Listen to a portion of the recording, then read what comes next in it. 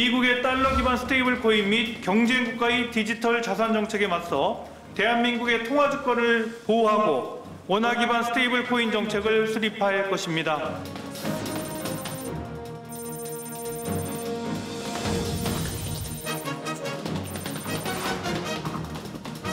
원화 스테이블 코인은 여러 가지 프로그램 기능을 볼 때 미래를 위해 대비해서 필요하다.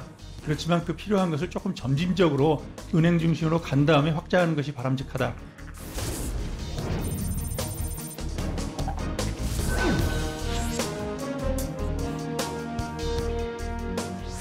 시청자 여러분 안녕하십니까. 그래픽으로 만나는 경제 토크쇼 픽. 복잡한 경제 이슈를 쉽고 명확하게 전달해 드리겠습니다.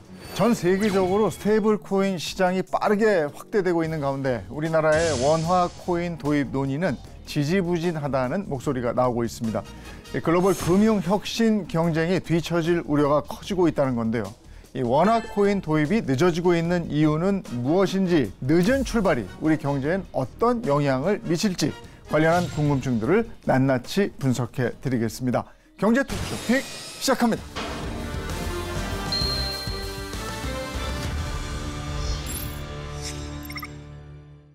네, 오늘은 특별히 스테이블 코인 제도화 입법이 늦어지면서 더불어민주당 원내 지도부가 직접 나선다는 소식부터 짚어보도록 하겠습니다. 민주당 디지털 자산 TF로 활동하면서 한국은행의 스테이블 코인 리스크를 정면으로 반박하고 계시기도 하죠. 더불어민주당의 민병덕 의원과 함께하겠습니다. 어서 오십시오. 네, 안녕하세요. 네, 반갑습니다.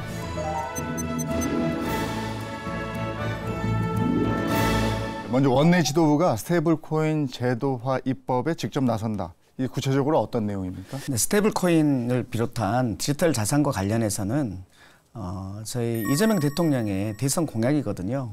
저도 대선 때 디지털 자산 위원장을 맡으면서 그 대선 공약을 만드는데 많은 노력들을 했는데 디지털 자산 기본법을 비롯해서 STO, 토큰 증권법, ETF법, 이 디지털 자산 기본 3법을 만들어내고 그러기도 했어요. 그리고 나서 이제 그것을 구체화하기 위해서 이제 기본법을 내고 그 이후에 많은 의원들이 또 따라서 다른 법들을 내고 그랬고 그 와중에 이제 미국에서는 지니어스 액트라는 법이 이제 통과되면서 USDT, USDC, USD1 이런 쓰나미처럼 몰려오고 있는 상황이거든요. 그러면 이제 의원들 거 가지고만 논의하면 되는데 정부는 정부안을 내겠다고 하는 거예요.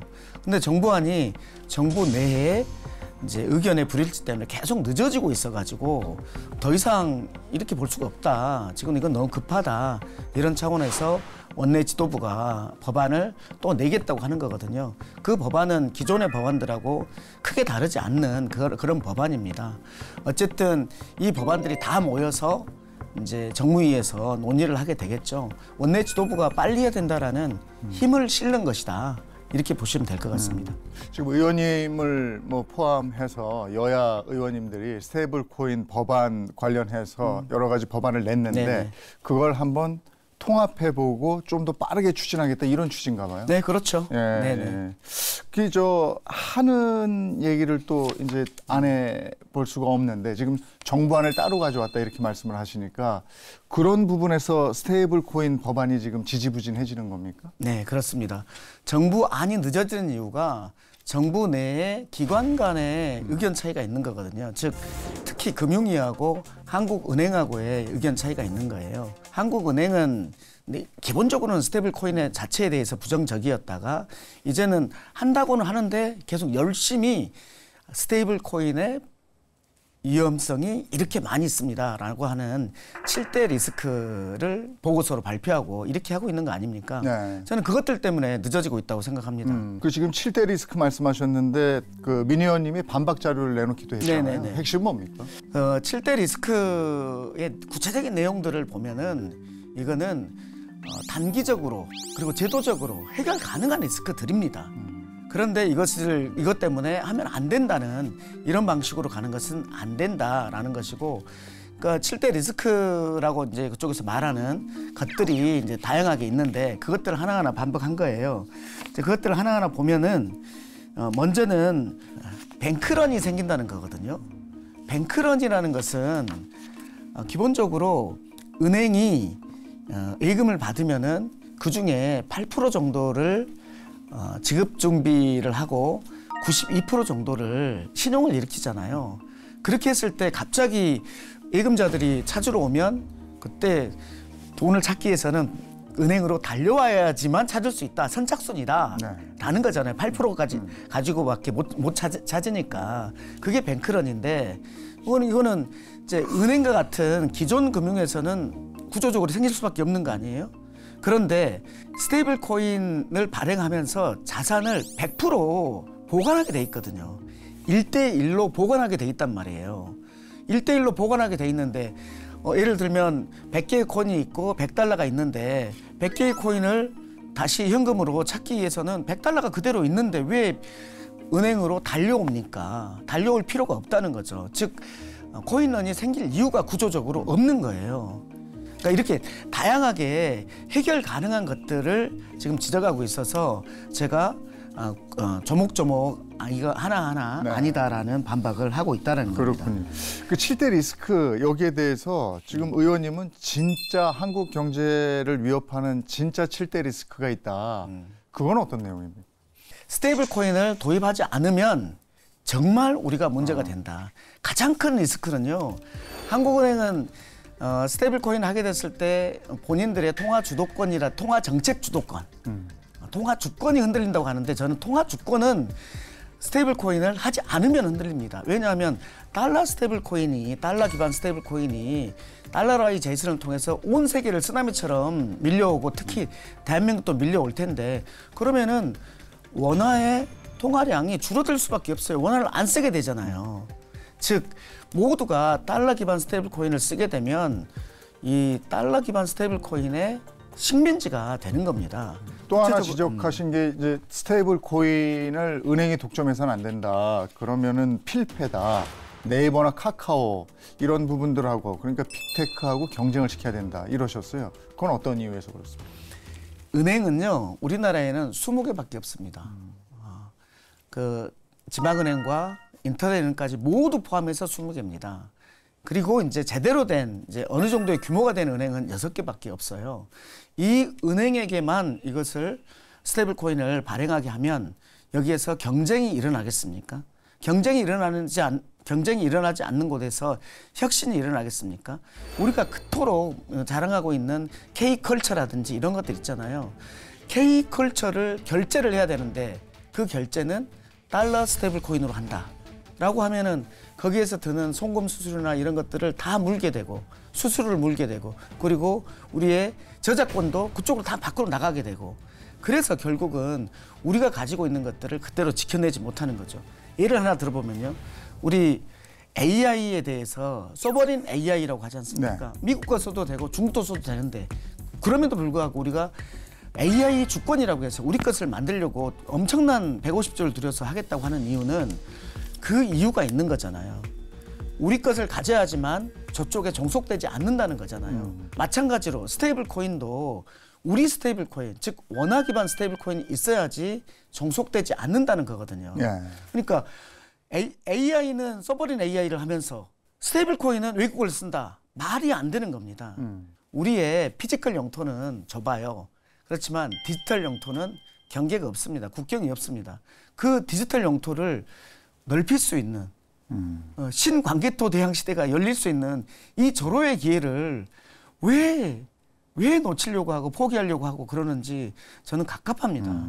그럼 지금 이제 그 의원님이 굉장히 관심을 가지고 있는 민생 경제와 관련해서 지금 뭐 을지로위원회 위원장으로도 활동하고 계신데 민생 경제와 이 원화 기반의 스테이블 코인 상관관계가 있을까? 이게 제도화가 되면 우리 민생 경제에도 충분히 도움이 될까? 이 부분은요? 네, 맞습니다. 저는 더불어민주당의 을 지키는 민생실천위원회 위원장이거든요. 네. 어떻게 하면 민생을 좀 더 잘 살게 할까에 대해서 고민이 많은 사람인데 이 원화 기반 스테이블 코인은 압도적인 장점이 있습니다. 우리가 카드를 쓰면 이 소상공인 같은 경우에는 결제 기간이 꽤 걸리고 그다음에 수수료를 줘야 되잖아요. 네. 2%에서 뭐 5% 정도의 수수료를 줘야 되지 않습니까? 그런데 스테이블 코인은 코인의 가장 큰 장점은 뭐냐면 빠르다. 즉 결제 기간이 정말 몇 초밖에 안 걸린다라는 것이고 두 번째는 저렴하다. 않는다는 겁니다. 즉 결제 수수료가 거의 들지 않는다는 거거든요. 그리고 또 하나는 중소기업에게도 마찬가지입니다. 중소기업이 가장 어려운 것은 국내에서는 이렇게 저렇게 할 수 있습니다. 그런데 해외 송금이라든지 이런 것들에 있어서 엄청난 불리함들을 가지고 있는데 이 해외 송금 비용이 지금은 스위프트만을 이용해서 며칠이 걸리고 그리고 뭐 수수료도 5%에서 뭐 10% 엄청나게 많이 듭니다. 이런 것들을 다 저렴하게 할 수 있는 건 몇 초 만에 가고 수수료가 거의 들지 않아요. 중소기업에게도. 또 하나는 우리 젊은 창작자들 이 사람들에게 있어서도 이 저작권을 해외에 있는 소비자들에게까지 모두 다 팔면서도 저작권료를 받을 수 있는 그런 것들이 있기 때문에 훨씬 그 장사하는 분들의 이 범위가 넓어지고 싸게 또 빨리하게 할 수 있는 것이기 때문에 훨씬 민생에 더 맞는 그런 것이라고 생각합니다. 그럼 이게 제도화 되기 위해서 놓치지 말아야 되는 거는 뭐가 있습니까? 속도입니다. 왜냐하면 여기서 핵심은요. 습관화되면 결제수단이라는 것은 사람들 사이에서 습관화돼서 표준화돼 버리면 끝납니다. 제가 항상 이 질문에 이런 예를 드는데 1900년 뉴욕 맨하탄 5번가에 이런 사진이 2개가 있습니다. 1900년의 사진은 모두 다 마차가 꽉 차 있는 그런 곳입니다. 네. 거기에 딱 하나 자동차가 있었습니다. 근데 13년 뒤에 1913년에는 거기에 모두 다 자동차입니다. 13년 동안에 마차에서 자동차로 완전히 바뀌어버린 거거든요. 이렇게 효용의 차이가 나는 것을 인류가 느끼고 나서부터는 뒤로 백도에서 돌아갈 수가 없는 거거든요. 결제 수단에 있어서도 현금과 카드와 이 수단에서 스테이블 코인이라는 엄청나게 빠르고 엄청나게 저렴한 이 압도적인 효용을 느낀 인류는 뒤로 돌아갈 수가 없습니다. 근데 오프라인에서도 13년이었는데 온라인에서는 3년 정도 예상을 합니다. 3년이면 완전히 판이 바뀌어버릴 거다. 방향도 중요하지만 속도가 정말 중요합니다. 속도를 맞추면서 방향 관련해서는 아까 제가 말씀드렸던 것처럼 마차에서 자동차로 바뀌었을 때 자동차로 바뀌면 자동차를 어떻게 안전하게 쓸 것인지와 관련해서 도로도 닦고 운전 기술도 배우고 면허증도 이라는 제도도 만들고 신호등도 만들고 이 제도를 통해서 안전하게 하는 제도를 만든 겁니다. 새로운 수단인 스테이블 코인 디지털 자산과 관련해서 이걸 어떻게 안전하게 쓸 것인지에 대한 매뉴얼을 지금 한국은행이 써야 될 시점이다. 방향은 정해졌다. 타이밍이다. 지금 바로 해야 된다. 이런 말씀을 해주셨습니다. 시장은 무르익었습니다. 예, 원화 스테이블 코인 관련해서 민병덕 의원과 먼저 얘기를 나눠봤습니다. 말씀 고맙습니다. 네네. 네. 이번에는 한국은행 쪽의 얘기를 한번 들어보겠습니다. 우리 매일경제TV의 김우현 기자가 직접 만나서 취재하고 온 내용이 있는데요. 같이 한번 들어보시죠. 디패깅이라는 단어가 이제 굉장히 좀 쏙 들어오더라고요. 예. 그러니까 스테이블 코인이 스테이블하지 않을 수 있다라는 예. 주셨는데 이에 대해서 좀 설명 부탁드리겠습니다. 스테이블 코인은 그 이름이 스테이블이라는 즉 안정적이라는 명칭과 달리 실제로는 표방하는 법정 통화의 1:1 가치가 깨질 수 있는 위험이 항상 상존합니다. 안전자산인 국채나 예금을 준비자산으로 하고 있음에도 불구하고 실제로 지금 스테이블 코인의 대부분을 차지하고 있는 대표적인 달러 스테이블 코인, USDT, USDC조차 1달러 1코인이 깨지는 현상이 빈번하게 발생했습니다. 이런 상황에서 비기축 통화인 로컬 통화인 원화를 기반으로 한 원화 스테이블 코인이 발행될 경우 실제로 표방하는 1코인 1원의 가치가 깨지는 현상이 재현될 수도 있고 이는 즉 원화 자체에 대내적 신뢰도에 훼손을 줄 수 있습니다. 왜냐하면 스테이블 코인은 단순히 가상자산의 거래 수단을 넘어서서 현금 또는 예금 토큰처럼 우리 일반 사람들의 일상생활에서 재화와 서비스를 사용하는 데 쓰는 보편적 지급 수단을 지향하고 있습니다. 화폐로서 이제 그 금융 안정을 위협한다. 그러니까 디지털 뱅크런을 우려하시는 것도 이제 지적을 해주셨는데 스테이블 코인은 은행 예금이나 법정 통화와 달리 예금자 보호 제도라든지 아니면 위기 시 중앙은행의 긴급성 유동성 지원이라는 어떤 제도적 기반 없이 발행회사에 대한 즉 발행 및 그 발행되는 그 블록체인 그거의 IT적 기술적인 안정성에 대한 즉 민간에 대한 신뢰에 전적으로 의존하고 있습니다.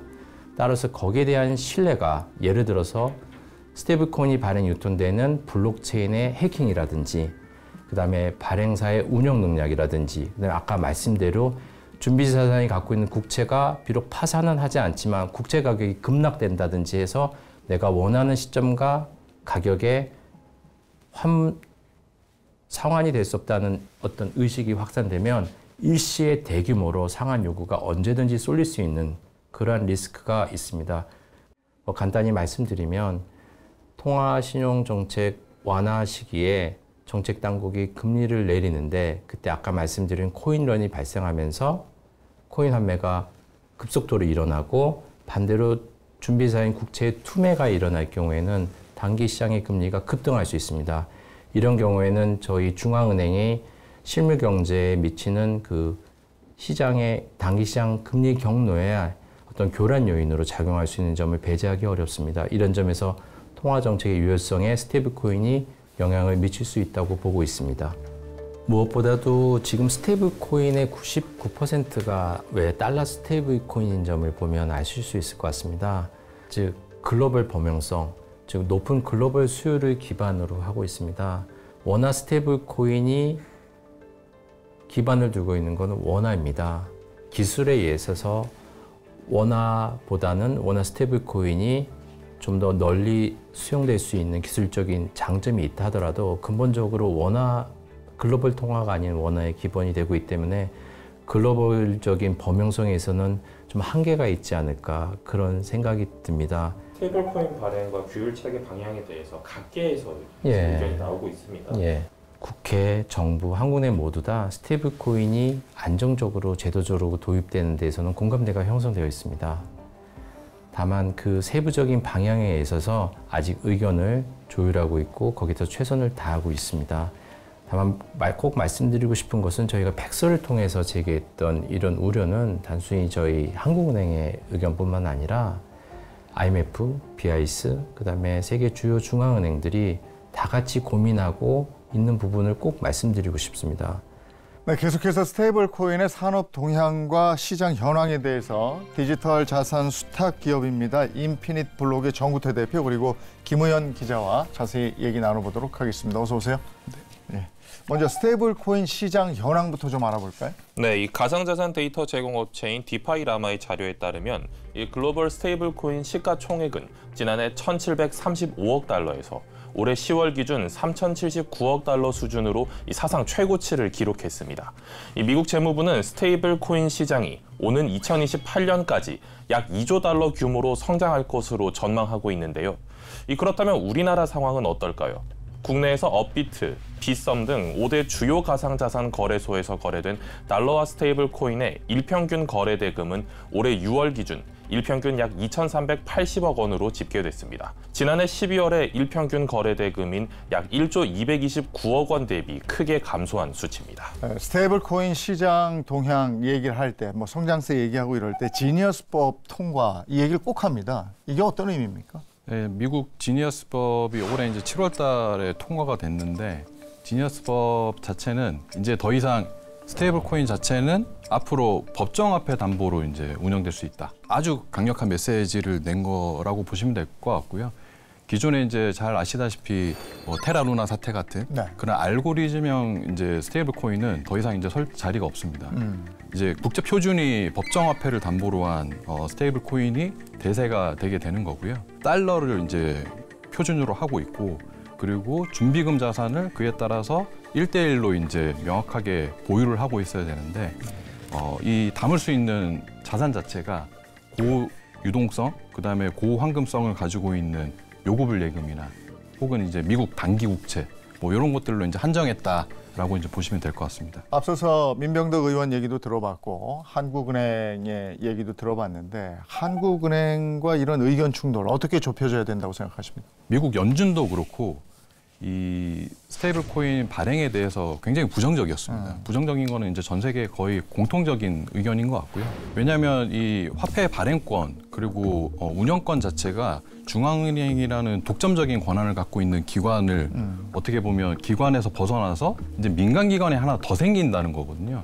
우리나라도 마찬가지로 이제 한국은행에서 이 스테이블 코인 발행에 대해서 굉장히 조금 우려를 많이 표하고 있는 게 사실입니다.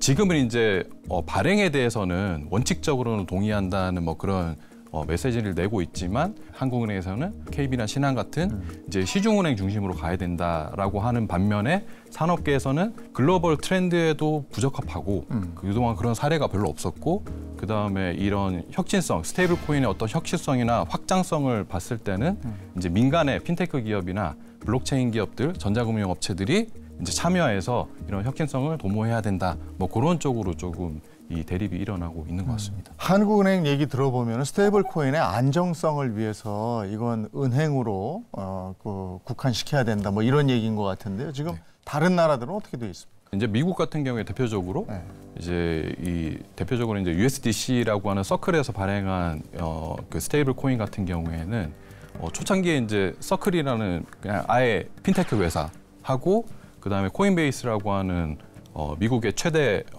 가상자산 거래소가 합작해서 이제 만든 개념이고요.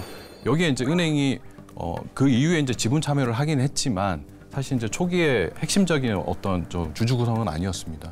그래서 글로벌리하게도 사실 뭐 은행이 이거를 주도해가지고 성공시킨 케이스가 없습니다. 한국은행은 협의체가 필요하다 이렇게 주장하기도 했잖아요. 이거는 어떤 의견이십니까?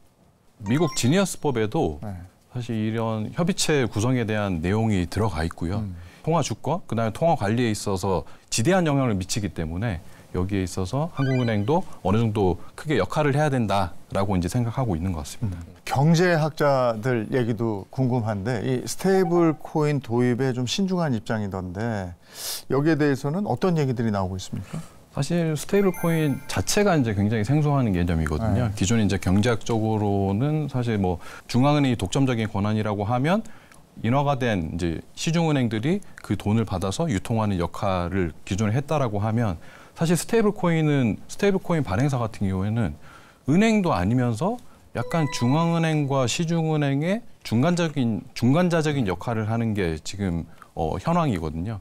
그러다 보니까 이 경제학자들도 굉장히 이게 과연 이 민간에서 이런 역할들을 충실히 수행해 줄 수 있을 것인지에 대한 이제 반대로 좀 보수적인 입장도 있고 또 반면에 이제 시대가 달라지고 있으니 디지털 경제로 나아가고 있으니 디지털 화폐도 필요하고 그에 걸맞는 기존의 플레이어보다는 이제 오히려 그 새로운 체계들을 더 잘 이해하고 더 잘할 수 있는 관리 체계가 충분히 갖춰진 그런 새로운 플레이어들이 나올 때가 됐다라고 이제 주장하는 부분들도 있고 약간 좀 의견이 갈리는 것 같습니다. 그런 뭐 이견이 있는 이 경제학회 입장에 대해서는 어떤 이견이십니까?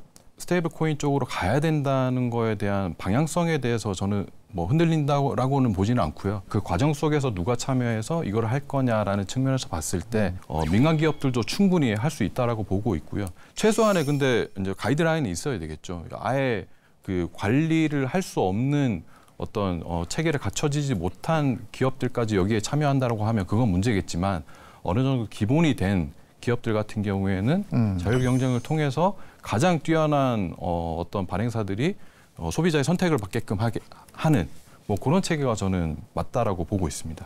그 가장 큰 부작용으로 이제 얘기를 하는 게 디패깅이나 코인런 이런 거잖아요.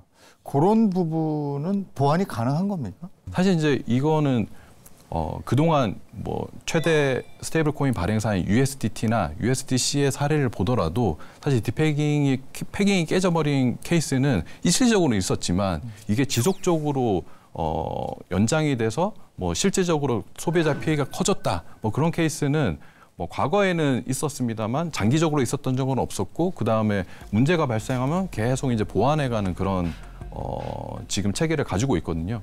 그래서 앞으로 이제 그 빈도수는 점점 더 줄어들 거라고 보고 있고요. 기술적으로도 그다음에 거버넌스 측면에서도 충분히 통제 가능한 범위 안에 들어가 있다라고 볼 수 있을 것 같고요. 코인런이라고 하면 그때 루나 사태 때 그랬던 거 아니에요? 그렇죠. 근데 루나 사태는 이 구조적인 이제 문제가 있었던 거고요. 사실 지금 지니어스법에도 그렇고 기본적인 지금 컨센서스가 이루어져 있는 스테이블 코인 발행의 준비금 자산은 아까 말씀드렸다시피 100% 1대1로 지금 매칭이 되고 있거든요. 일시적으로 찾아간다고 하더라도 다 나눠주면 됩니다. 또 이제 경제학자분들은 그게 근데 시점 차이가 날 수 있다. 이 스테이블 코인은 디지털로 이루어져 있기 때문에 일시적으로 이게 급격하게 몰려버리면 아마 자산 가격이 폭락하게 되고 그에 따라서 이 좀 그 대응하기 어려울 수 있다라고 이제 우려를 하시는데 사실 또 그것도 이제 저는 충분히 관리 가능한 범위 안에 들어가 있다라고 보고요. 근데 이 스테이블 코인이 굳이 원화 스테이블 코인이 필요하냐 이런 의견들도 상당히 있는 것 같아요. 네. 거기에 대해서는 어떤 얘기를 해주시겠습니까? 테더가 발행하는 스테이블 코인의 종류를 보면 달러도 있지만 유로화도 있고요. 그다음 멕시코 페소도 있고 금하고 연동된 그 스테이블 코인도 있습니다. 근데 테더뿐만 아니라 전 세계 99% 이상의 스테이블 코인 유통이 달러로만 이루어져 있습니다. 그래서 이제 원화 스테이블 코인 무역론자들이 첫 번째로 이제 공격하는 부분이 그 부분입니다. 99%가 이미 이 달러로 기울었는데 원화 스테이블 코인을 낸다고 한들 그게 과연 경쟁력이 있겠냐라는 건데요.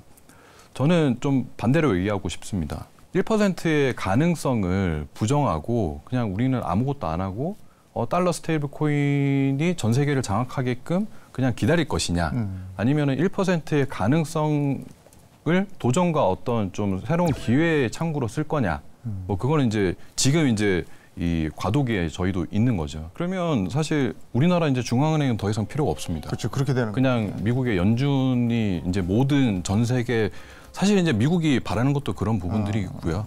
한은에서 이제 우려하는 것처럼 그런 우려를 계속 그냥 우려만 계속 할 것이냐 아니면 사실 이거는 달러 스테이블 코인에 종속되게 되면 사실 우리나라 화폐 그리고 경제 기반을 완전히 부정하는 어떤 굉장히 참혹한 결과를 가져올 수도 있거든요. 원화 스테이블 코인이 도입이 되면 국내 경제에는 어떤 영향이 있을까요?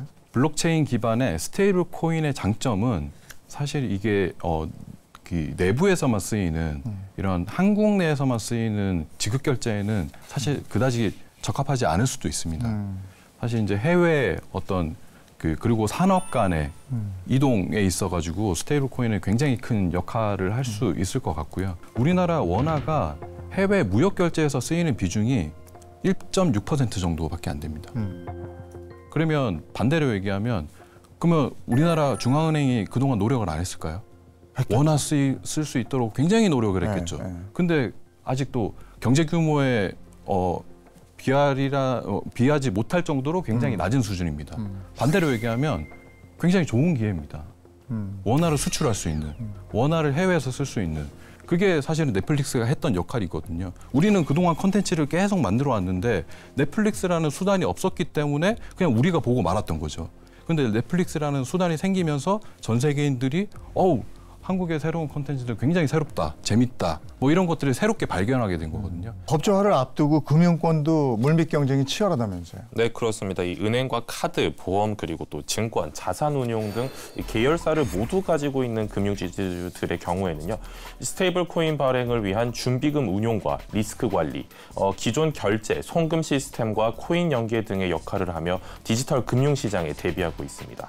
다만 금융사가 발행한 스테이블 코인이 시장에서 빠르게 유통되고 거래에 활용되기 위해서는 네이버와 카카오 등 이 빅테크나 국내 제조 대기업과 손을 맞잡을 필요가 있습니다. 이미 네이버와 공동 상품을 출시하는 등 다양한 협력 관계를 맺고 있는 KB금융과 신한금융, 하나금융은 이 네이버 두나무와 협력하는 방안을 다각적으로 모색하고 있는 상황입니다. 또 우리금융의 경우에는 우리은행과 오랜 관계를 이어온 삼성전자와 협력을 강화하고 있는데요. 이 삼성전자의 휴대폰인 갤럭시를 기반으로 한 삼성 월렛과 손잡고 삼성 월렛 머니, 포인트 운영 단독 사업자로 나섰습니다. 전 세계적으로 지금 이게 광풍이 불고 있는데 우리나라 뭐 금융사뿐만 아니라 핀테크 기업들도 가만히 있을 수는 없잖아요. 그래서 지금 열심히 합종 연행을 하고 있고요. 저희도 마찬가지로 이제 은행들하고 같이 이 소위 이제 POC라고 해서 기술 검증, 그다음 정책적인 그 검증들을 지금 이어 나가고 있고요.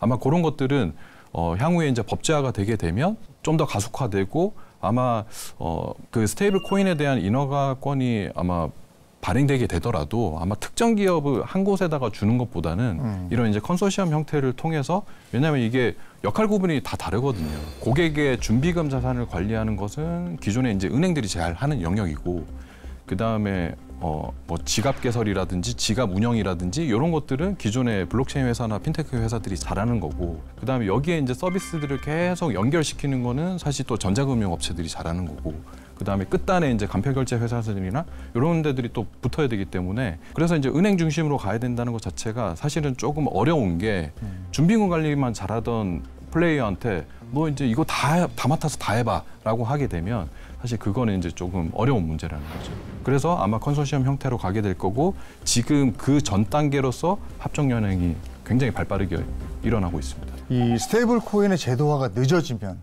어떤 영향이 생깁니까? 일단 가장 우려스러운 거는 달러 스테이블 코인의 이제 고착화인 거죠. 네.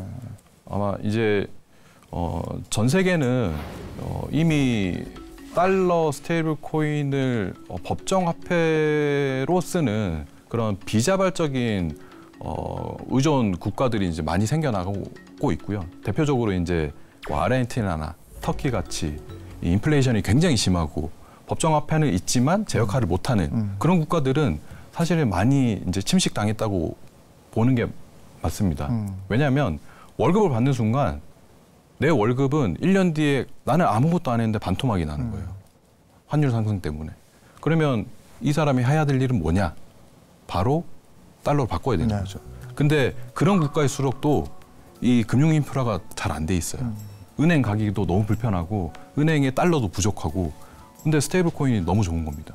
그 다음은 그럼 누구냐라고 했을 때 우리나라처럼 자국 화폐를 가지고 있고, 그 다음에 전자금융이 어느 정도 잘 되어 있고, 그다음에 국민 소득도 어느 정도 되고 인구도 어느 정도 되고, 이런 국가들은 미국에서 보기에 너무나 좋은 먹잇감 아닌가요? 그냥 여기에다가 달러 퍼뜨리면 그렇죠. 그냥 순식간에 그냥 다 잠식당하고, 사실 요즘에 달러를 투자하는 분들도 많잖아요. 화폐도 그냥 내가 꼭 원화를 써야 되나? 그냥 달러 쓰면 되지 않나? 라고 생각하는 인식의 전환이 생기게 되면 저는 급속도로 많이 바뀔 거라고 예상을 하고 있습니다. 이게 제도화돼야 될 텐데, 그러면 원화 스테이블 코인의 제도화는 앞으로 어떤 식으로 진행이 되게 됩니까? 여야 합의를 통해서 통과가 되게 되면 아마 1년 정도는 유예기간을 두고 시행되지 않을까라고 예상을 하고 있습니다. 법령 밑에 뭐 시행령, 시행세칙, 뭐 감독 규정 이런 것들이 이제 세부적으로 나와야 되거든요. 그래서 그런 것들이 이제 다 이루어지게 되면 뭐 한 1년 정도 유예기간을 두고 아마 시행되지 않을까. 그 제도화에 있어서 놓치지 말아야 될 부분, 이런 건 꼭 챙겨야 된다 하는 게 뭐가 있습니까? 디지털 화폐 시대에 우리가 도래를 했을 때 어떤 대비를 해야 되냐. 이 디지털 화폐의 속성은 디지털로 되어 있다 보니까 글로벌 간의 연계가 굉장히 빠르고 신속하고, 그다음에 유통 속도가 굉장히 빠릅니다. 그래서 이게 그리고 한 번 스며들면 더 이상 바꾸지를 못합니다. 그래서 경제학자분들이나 아니면 한은에서 우려하는 부분들이 이제 바로 그런 부분들인 거고요. 근데 그게 사실 또 정답은 없습니다. 그분들이 얘기하는 게 다 맞는 건 아니고요. 저희도 경험해보지 못한 지금 세계로 들어가고 있기 때문에 저희가 지금 현재 고민할 수 있는 것들은 빨리 나열해서 어느 정도 대비책을 마련해 놓고, 그 다음은 시행해 나가면서 계속 좀 보완해 나가는 그런 좀 어떻게 보면 포용되고 개방적인 자세가 좀 필요하다고 보고 있습니다. 네, 원화 스테이블 코인 제도화로 글로벌 디지털 금융에서 경쟁력을 갖출 수 있을지 이 부분 꼭 눈여겨봐야 되겠습니다. 경제 토크쇼 픽 오늘 여기까지 하겠습니다. 고맙습니다.